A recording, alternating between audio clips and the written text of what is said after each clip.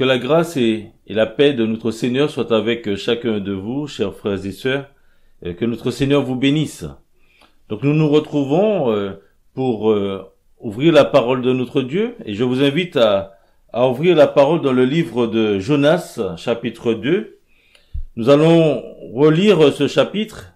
Nous avons parlé la fois dernière donc de la prière de Jonas. Il a été donc jeté dans la mer. Et là, il se retrouve dans le ventre d'un grand poisson que fit venir l'Éternel pour l'engloutir.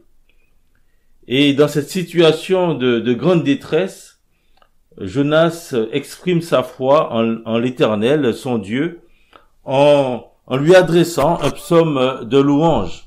Et donc, ce soir, nous verrons que nous pouvons exprimer notre foi à notre Dieu, même dans la détresse.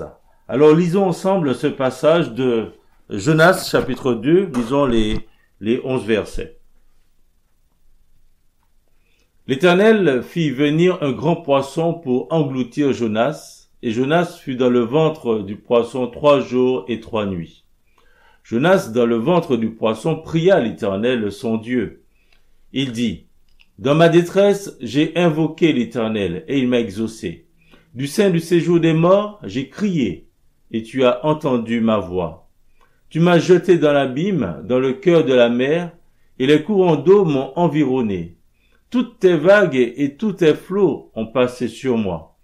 Je disais, je suis chassé loin de ton regard, mais je verrai encore ton saint temple.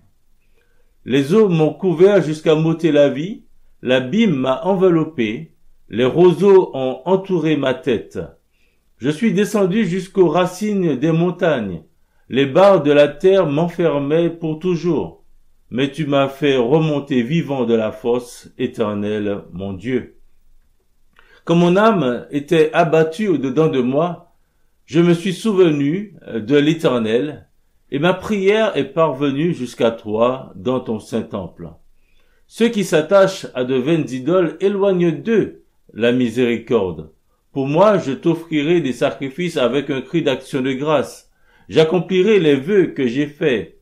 Le salut vient de l'Éternel. L'Éternel parla au poisson, et le poisson vomit Jonas sur la terre. Donc alors qu'il est encore dans le ventre du poisson, comme il est dit au verset 2, Jonas dans le ventre du poisson, donc Jonas adresse à l'Éternel une prière qui ressemble à une compilation de plusieurs psaumes qui s'approprient au fait en fonction de sa situation. Lorsque nous voyons ces différents versets, nous pensons à certains psaumes et j'aimerais vous inviter à faire ce parallèle. Par exemple, le verset 3, il dit « Dans ma détresse, j'ai invoqué l'Éternel, et il m'a exaucé. Du sein du séjour des morts, j'ai crié, et tu as entendu ma voix. » Et cela fait penser au psaume 118, verset 5. « Du sein de la détresse, dit le psalmiste, j'ai invoqué l'Éternel. L'Éternel m'a exaucé, m'a mis au large. » Ou le psaume chapitre 120, verset 1. Il dit « Dans ma détresse, c'est à l'Éternel que je crie, et il m'exauce. » Le verset 4, Jonas il dit, « Tu m'as jeté dans l'abîme, dans le cœur de la mer, et les courants d'eau m'ont environné, et toutes tes vagues et tous tes flots ont passé sur moi. » Alors, lorsqu'on prend, par exemple, le psaume 42, verset 8, il est dit, « Un flot appelle un autre flot au bruit de tes ondées.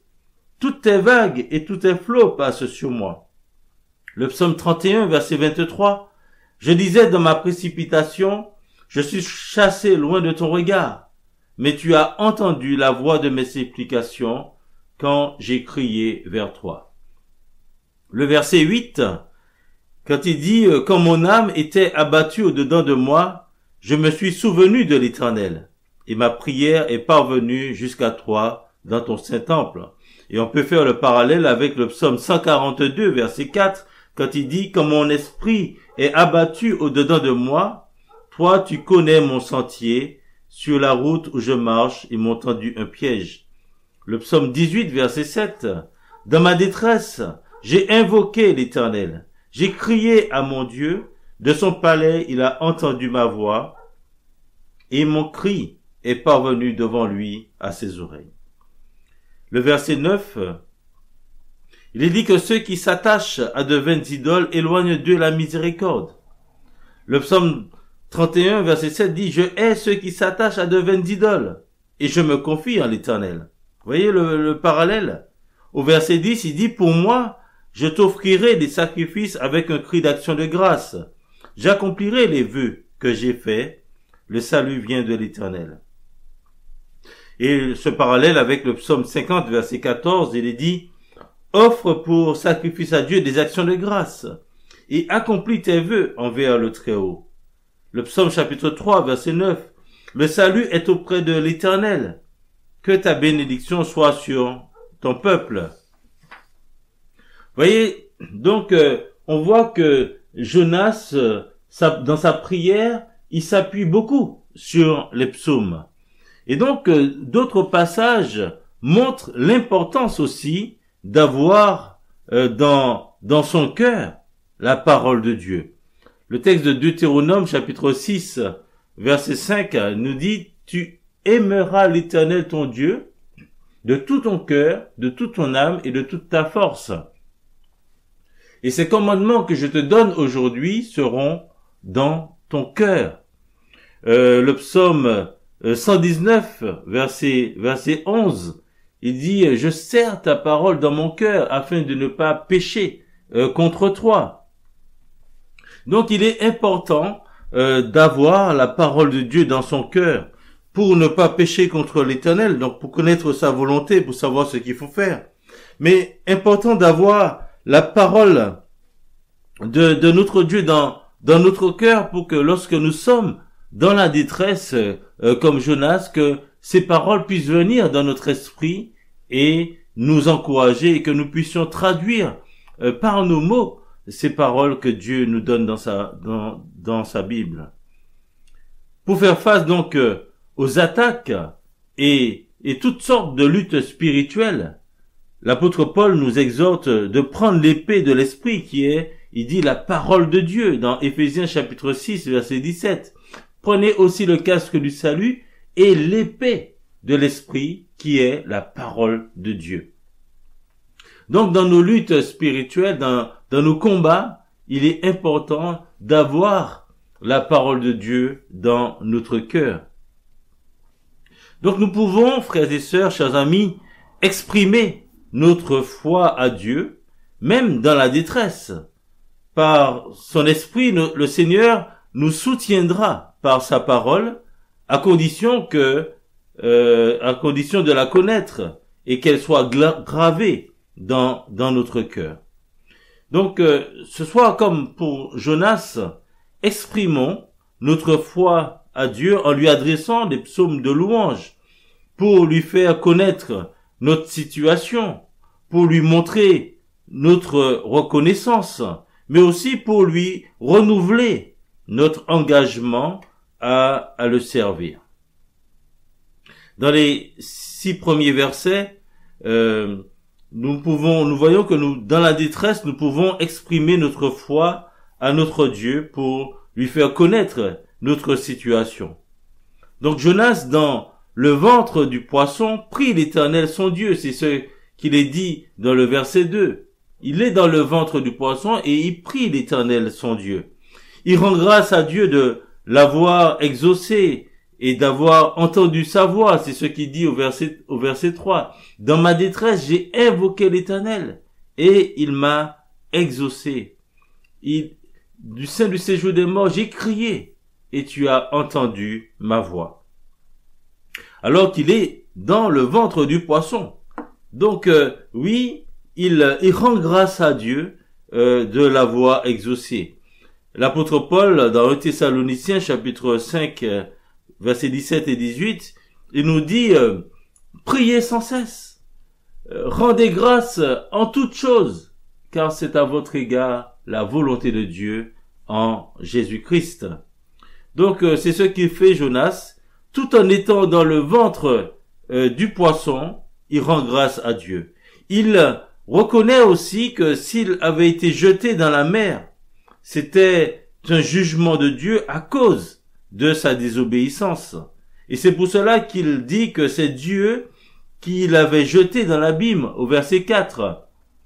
Il dit, tu m'as jeté dans l'abîme, dans le cœur de la mer, et les courants d'eau m'ont environné. Donc pour lui, oui, c'est Dieu qui l'a fait. Il met pas la faute sur les mariniers qui l'ont jeté. Pour lui, c'était Dieu, parce que c'était pour lui un jugement de Dieu à cause de sa désobéissance. L'autre chose, c'est qu'il reconnaît qu'à cause de sa désobéissance, il était éloigné de la présence de Dieu. Et c'est ce qu'on peut souligner dans le verset 5. Il disait, je suis chassé loin de ton regard.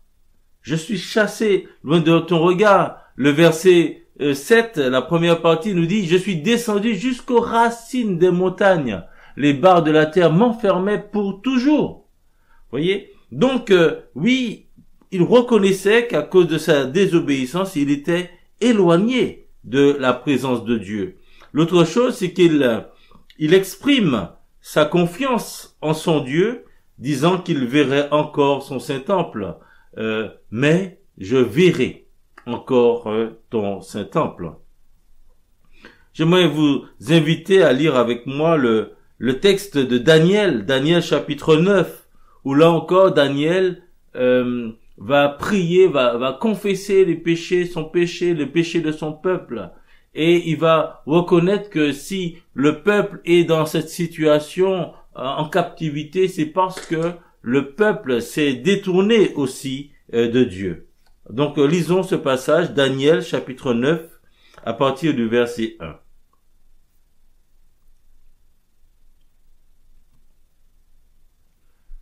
La première année de Darius, fils d'Assuérus, de la race des Mèdes, lequel était devenu roi du royaume des Chaldéens, la première année de son règne, moi, Daniel, je vis par les livres qu'il devait s'écouler 70 ans pour les ruines de Jérusalem, d'après le nombre des années dont l'Éternel avait parlé à Jérémie, le prophète. Je tournai ma face vers le Seigneur Dieu, afin de recourir à la prière et aux supplications, en jeûnant et en prenant le sac et la cendre.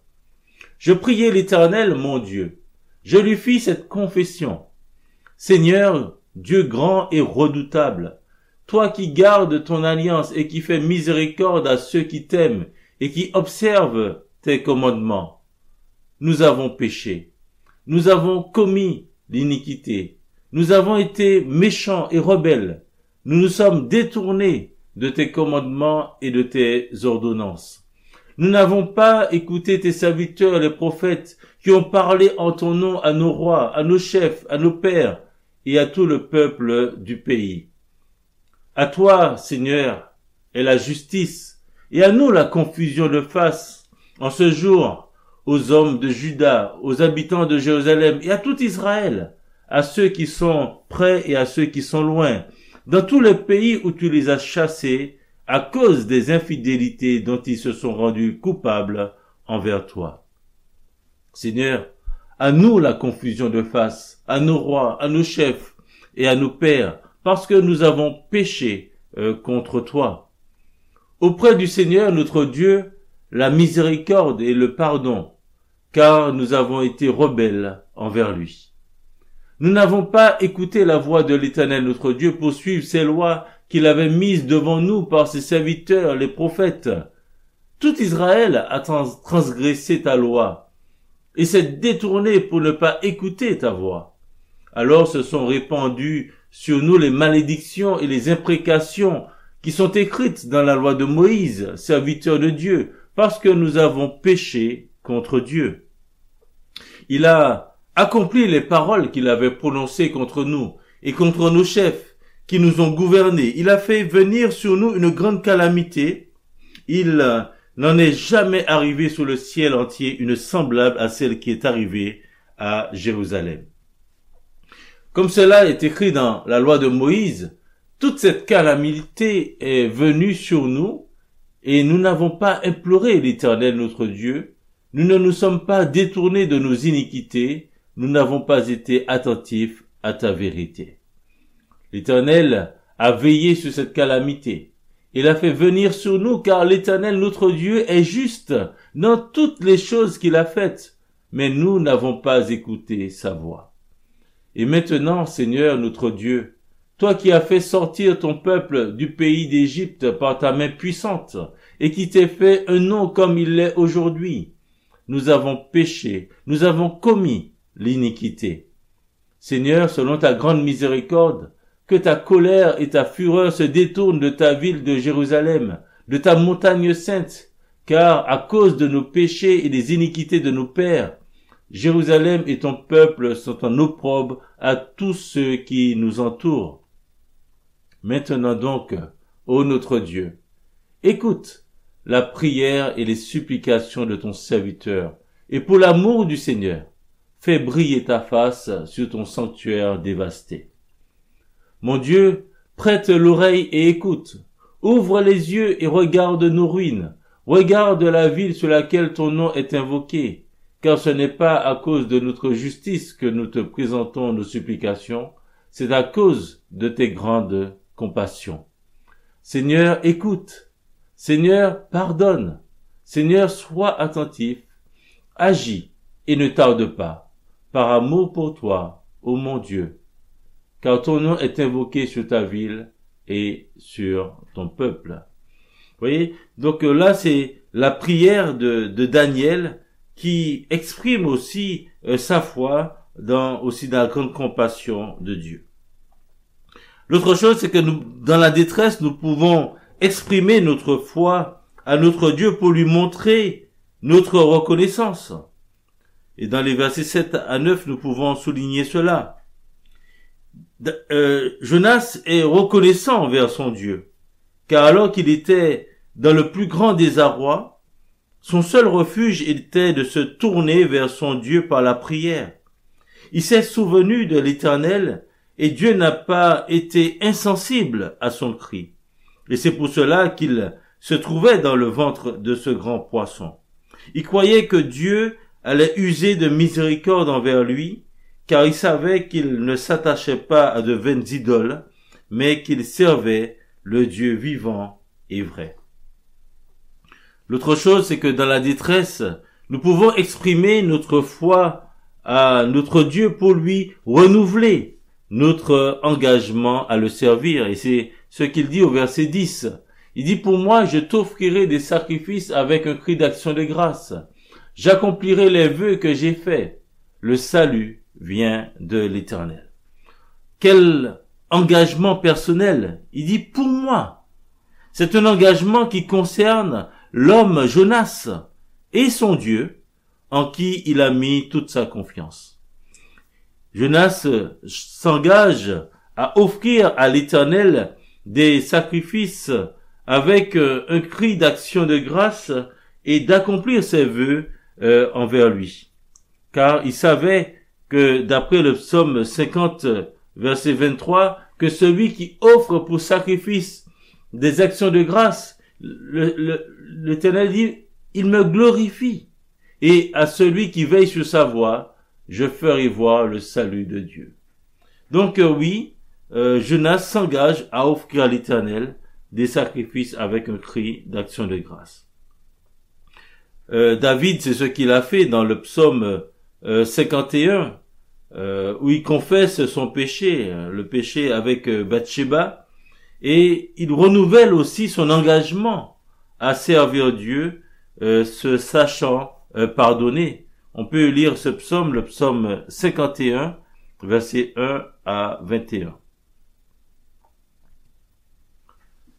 Au chef des chantres, psaume de David. Lorsque Nathan le prophète vint à lui, après que David fut allé vers Bathsheba. Ô Dieu, aie pitié de moi dans ta bonté. Selon ta grande miséricorde, efface mes transgressions. Lave-moi complètement de mon iniquité et purifie-moi de mon péché. Car je reconnais mes transgressions et mon péché est constamment devant moi. J'ai péché contre toi seul, et j'ai fait ce qui est mal à tes yeux, en sorte que tu seras juste dans ta sentence, sans reproche dans ton jugement. Voici, je suis né dans l'iniquité, et ma mère m'a conçu dans le péché.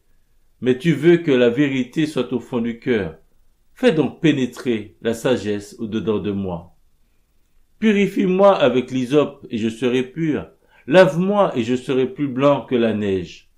Annonce-moi l'allégresse et la joie, et les eaux que tu as brisées se réjouiront. Détourne ton regard de mes péchés, efface toutes mes iniquités.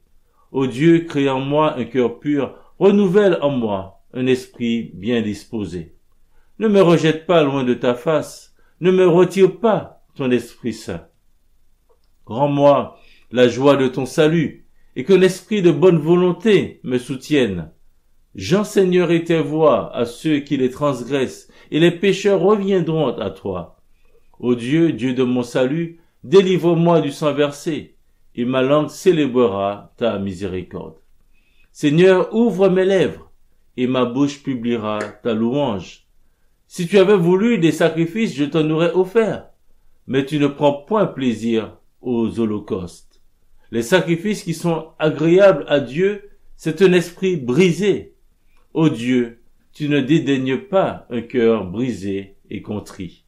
Répands par ta grâce tes bienfaits sur Sion, bâtis les murs de Jérusalem. Alors tu agréeras des sacrifices de justice, des holocaustes et des victimes tout entières. Alors on offrira des taureaux sur ton autel. En réponse donc à cette expression de foi, l'Éternel parla au poisson, et le poisson vomit Jonas sur la terre, comme il est dit au verset 11. Jonas n'a pas attendu de voir la terre ferme pour exprimer sa foi en son Dieu. Nous aussi, n'attendons pas de voir que tout devienne rose pour donner gloire à Dieu. Mais dès maintenant, mettons notre foi à l'œuvre et prions notre Dieu qui est dans son saint temple. Faisons-lui connaître notre besoin par des prières, des supplications, avec des actions de grâce, comme l'apôtre Paul le dit aux Philippiens, dans Philippiens chapitre 4, versets 6 et 7. Il leur dit, ne vous inquiétez de rien, mais en toute chose, faites connaître vos besoins à Dieu par des prières et des supplications, avec des actions de grâce, et la paix de Dieu qui surpasse toute intelligence gardera vos cœurs et vos pensées en Jésus-Christ. Donc oui, faisons connaître notre besoin à Dieu par des prières, des supplications, mais aussi avec des actions de grâce. Montrons-lui notre reconnaissance en voyant d'où il nous a tirés, de quel danger il nous a gardés. Mais aussi renouvelons-lui notre engagement pour le servir lui seul, en tenant compte aussi de l'avertissement que donne l'Ecclésiaste dans Ecclésiaste chapitre 5, versets 1 à 6.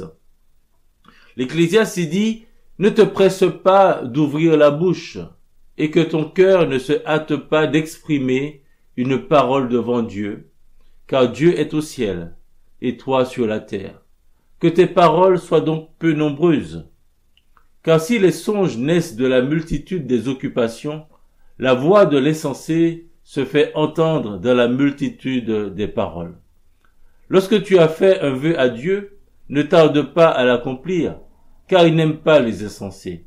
Accomplis le vœu que tu as fait. Mieux vaut pour toi ne point faire de vœu que d'en faire un et de ne pas l'accomplir. Ne permets pas à ta bouche de faire pécher ta chair, et ne dis pas en présence de l'envoyé que c'est une inadvertance. Pourquoi Dieu s'irriterait-il de tes paroles et détruirait-il l'ouvrage de tes mains? Car s'il y a des vanités dans la multitude des songes, il y a aussi dans beaucoup de paroles. C'est pourquoi crains Dieu. Donc, oui, renouvelons notre engagement envers Dieu pour le servir lui seul, mais faisons attention à ce que nous allons lui dire. Et pour terminer, j'aimerais qu'on relise encore ces quelques versets de Daniel, Daniel chapitre 9, mais le verset 17 à 19, et que vraiment nous puissions nous appuyer sur la miséricorde de Dieu, sur la grâce de Dieu, que nous puissions lui exprimer notre foi, même lorsque nous sommes dans la détresse, sachant qu'il est un Dieu plein de compassion et riche en bonté. Daniel, il dit, maintenant donc, ô notre Dieu, écoute la prière et les supplications de ton serviteur, et pour l'amour du Seigneur, fais briller ta face sur ton sanctuaire dévasté. Mon Dieu, prête l'oreille et écoute. Ouvre les yeux et regarde nos ruines. Regarde la ville sur laquelle ton nom est invoqué. Car ce n'est pas à cause de notre justice que nous te présentons nos supplications. C'est à cause de tes grandes compassions. Seigneur, écoute. Seigneur, pardonne. Seigneur, sois attentif. Agis et ne tarde pas. Par amour pour toi, ô mon Dieu. Car ton nom est invoqué sur ta ville et sur ton peuple. Donc que chacun puisse s'approprier cette prière, tout comme Jonas s'est approprié les psaumes pour l'adresser à Dieu alors qu'il est dans la détresse. Nous aussi, nous pouvons nous approprier cette prière de Daniel et nous y appuyer pour pouvoir exprimer à notre Dieu la foi que nous avons en lui. Donc la parole du Seigneur nous fasse du bien, que cette parole puisse vous encourager, vous qui vous trouvez dans la détresse, et que vous puissiez trouver en lui la force dont vous avez besoin en attendant le secours de l'Éternel. À lui seul soit la gloire. Amen.